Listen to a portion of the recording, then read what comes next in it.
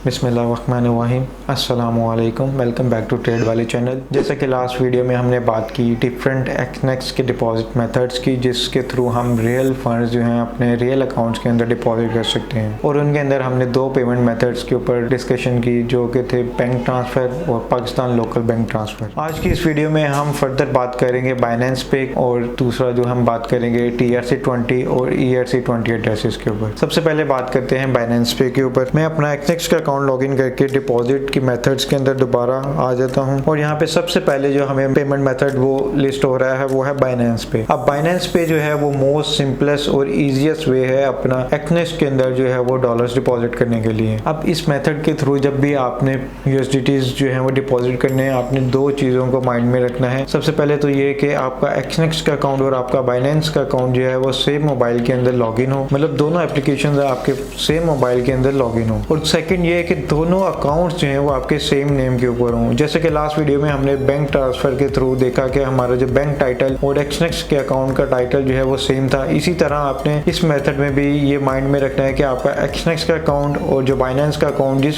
भी ID card के ऊपर वेरीफाइड है वो सेम होना चाहिए। अब यहाँ पे जब मैं बाइनेंस पे सिलेक्ट करता हूँ, अब इसमें हमने जो है वो USDTs लोड करने हैं बाइनेंस से। तो सबसे पहले तो आपने अपने बाइनेंस के अंदर USDTs लोड करने हैं। अब बाइनेंस के अंदर आपके पास USDTs कहाँ से आएंगे, वो आप USDTs डायरेक्ट हमसे बाय कर सकते हैं। इसी तरह जब आपको ये USDTs सेल करने होंगे तो आप डायरेक्ट हमें भी सेल कर सकते हैं। अब मैंने बाइनेंस के अंदर अपने पहले ही 10 USDTs जो हैं वो लोड करके लिख लिए हैं, ताकि मैं आपको लाइव एग्जांपल करके दिखा सकूं। अब ये 10 USDTs मैंने अपने एक्सनेक्स के रियल अकाउंट के अंदर डिपॉजिट करने हैं। अब 10 USDTs मैंने इसलिए लोड किए हैं क्योंकि इसकी मिनिमम लिमिट जो है वो 10 USDTs है, मतलब कम से कम आपको 10 USDTs जो है इसमें लोड कर सकते हैं। इसका पेमेंट मेथड सेलेक्ट करके मैंने बाइनेंस का पेमेंट मेथड सेलेक्ट कर लिया है।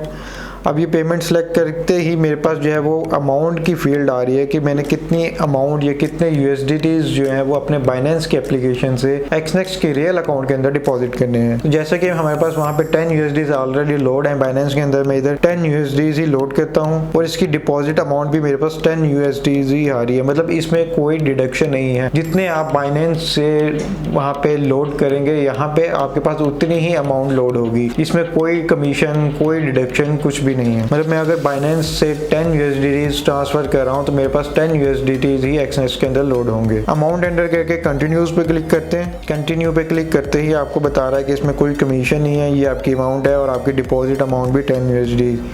इसको कंफर्म कर दिया मैंने। अब कंफर्म करते ही, अब जैसे कि दोनों एप्लीकेशन आपके सेम मोबाइल में लॉगिन है, तो ये डायरेक्ट मुझे बाइनेंस की एप्लीकेशन के अंदर ले आया, और मुझे यहाँ पे जो है वो पेमेंट रिक्वेस्ट शो हो जाएगी कि एक्सनेक्स के थ्रू आपके बाइनेंस के अंदर जो है वो एक पेमेंट रिक्वेस्ट रिसीव हुई है।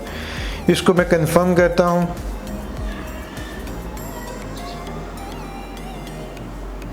इसको मैं वेरीफाई करूँगा, और इसको आप जो है बायोमेट्रिक वेरिफिकेशन भी कर सकते हैं। अब ये मेरी ट्रांजैक्शन जो है वो सक्सेसफुल हो गई है। पेमेंट रिक्वेस्ट बाइनेंस से मेरे एक्सनेक्स के अकाउंट पे चली गई है। ये पेमेंट सक्सेसफुल का मुझे मैसेज भी आ गया है।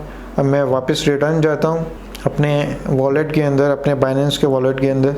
अब वापस मैं बाइनेंस की एप्लीकेशन के अंदर आ गया हूँ पेमेंट प्रोसेसिंग के बाद, और आप देख सकते हैं मेरे पास यहाँ पे 0.24 बैलेंस हो रहा है। मतलब मेरे जो 10 USDTs थे बाइनेंस के वॉलेट के अंदर, अब वो एक्सनेक्स के अंदर जो है वो डिपॉजिट हो चुके हैं। मैं वापस एक्सनेक्स के वॉलेट के अंदर आता हूँ। जैसे कि आप देख सकते हैं $10 जो हैं वो मेरे एक्सनेक्स के रियल अकाउंट के अंदर डिपॉजिट हो चुके हैं। आप देख सकते हैं मेरा यहाँ पे रियल अकाउंट है, और ये बैलेंस मेरे पास 10 USD शो हो रहा है। इसी तरह मैं आपको विड्रॉ भी करके दिखाऊँ। अगर यही सेम जो है मैंने 10 USD अपने विड्रॉ भी करने हो, तो मैं यहाँ से विड्रॉ पे क्लिक करूँगा, और सेम जो है वो बाइनेंस पे अपना जो है मैं सेलेक्ट करूँगा, अपनी अमाउंट एंटर करूँगा 10 USD। सेम मैं अमाउंट जो है वो विड्रॉ भी करूँगा। Continue and confirm.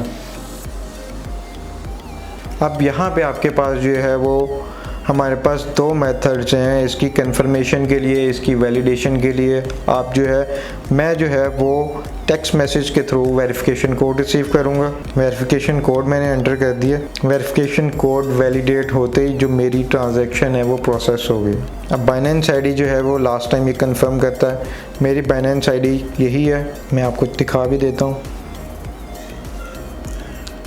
मेन्यू पे क्लिक करते ही मेरी बाइनेंस आईडी आ रही है 457626 और यही मेरी आईडी यहाँ पे आ रही है। कंफर्म। अब आप देख सकते हैं मेरी रिक्वेस्ट जो है इन प्रोसेस है, मतलब मेरे USDs बाइनेंस से एक्सनेक्स के अंदर डिपॉजिट भी हो गए और इसी तरह मैंने आपको वापस एक्सनेक्स से बाइनेंस में विड्रॉ भी करके दिखा दिए। इसके अलावा अब मैं वापस जाता हूँ एक्सनेक्स के अंदर। अब हम बात करते हैं फर्दर TRC20 और ERC20 के ऊपर। आप जो है एक्सचेंज यूज़ कर रहे हैं तो वहाँ से भी आप जो है वो अपने फंड्स एक्सनेक्स के अंदर डिपॉजिट कर सकते हैं। उसके लिए सिंपली आपको TRC20 या ERC20 एड्रेस चाहिए। मैं यहाँ पे अगर TRC20 सेलेक्ट करता हूँ। अब TRC20 एड्रेस मैंने यहाँ पे अपना मेथड सेलेक्ट कर लिया है, मैं कंटिन्यू करता हूँ। यहाँ पे आपको जो है वो एड्रेस मिल गया आपके एक्सनेक्स के वॉलेट का TRC20 एड्रेस। मैं इस एड्रेस को कॉपी करूँगा और फर्दर जो है मैं दोबारा अभी मेरे पास जो है वो बाइनेंस का वॉलेट है या बाइनेंस की एक्सचेंज की अवेलेबल है, तो मैं एक बाइनेंस पे जाऊँगा, अपने एसेट्स में जाऊँगा, इधर मैं सेंड पे बटन क्लिक करूँगा और मेरे पास यहाँ पे ऑप्शन आ गई है send to Binance users, on chain withdraw या P2P ट्रेडिंग। मैं यहाँ ऑन चेन विड्रॉ पे जाऊँगा, यहाँ पे मैं USDT सेलेक्ट करूँगा। एड्रेस के अंदर मैं अपना एड्रेस पेस्ट करूँगा और नेटवर्क जो है मैं यहाँ पे सेलेक्ट कर लूँगा TRC20। अपनी अमाउंट एंटर करूँगा।